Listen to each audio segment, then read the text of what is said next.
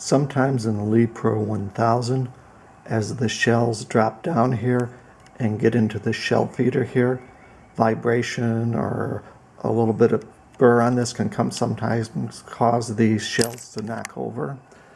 And again, this is for the Lee Pro 1000 using the 9mm. For stabilizing the shells, I had originally come up with this system that fits on to the end of the aluminum piece here, and it would, as the brass dropped, it would go down in there, and the little whiskers on the bottom of this would stabilize it. Sean Johnson from Lee Reloading and Casting Group came up with a different idea for 223, so I thought I would adapt it to the Lee Pro 1000 for 9mm. And you can see his system pretty much stabilizes it also. And for those of you not familiar with the Lee Pro 1000, this plate is not on the manufactured one. So this was his idea that I adapted. So as you pull this back, a shell drops down into here and is captured behind this little plastic gate. As this comes forward, this shell pusher pushes the little plastic gate open and pushes the brass into place. I'll put a link to the other one that I did with the whiskers on it.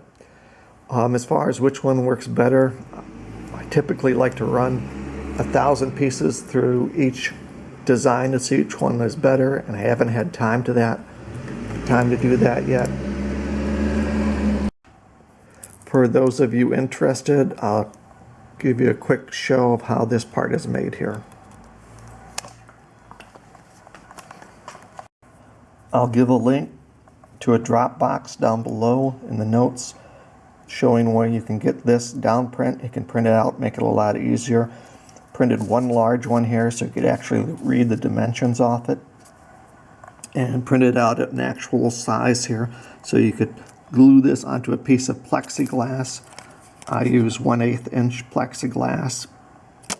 Glue that on there, or you could even lay that on top of there and trace it out after you mark it with a magic marker and cut it out that way. To make sure that this is to scale when you print it out, there's a ruler over here. You can put your own ruler up to it to make sure that it did print it out 1:1. Here's what it looks like once you take it off the Lee Pro 1000. Pretty simple. There's a little notch cut out here, and this rides against the chute here, so it keeps it from going all the way in. And there's just a simple little torsion spring on there. You can see how that goes on there. It wraps around that end, comes around, sorry about the shaky camera, wraps around, and you can see the little piece wraps around there, and that keeps it going back and forth.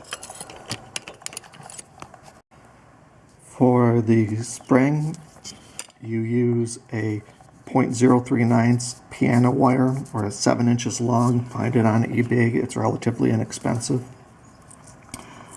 I started out by bending a 3/8 of an inch hook around it there. Hopefully you can see that. So the hook starts there, bends around, comes around to the top.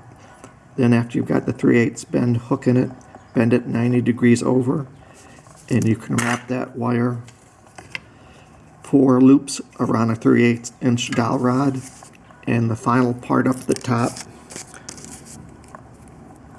that just hoops on, locks on to the other part there. The tube on here is just a simple plastic tube. The inside diameter is 1/4 inch. The overall length is about 3/8 of an inch. Outside diameter is not that important. I just found an old piece of pen somewhere, took it apart, found the part of the tube that fit my requirements, cut it to length. Originally put super glue onto here. After the super glue dried, I took a hot melt glue gun and put a bead down both sides of it to give it a lot more strength because it is in a lot of torsion. So it's actually a pretty simple device there. Just a little torsion spring that you make out of piano wire and wraps itself around there.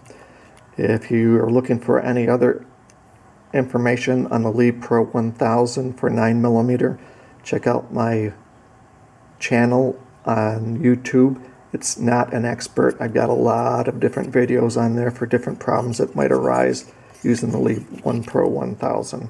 Thanks for watching. Hope this helps somebody.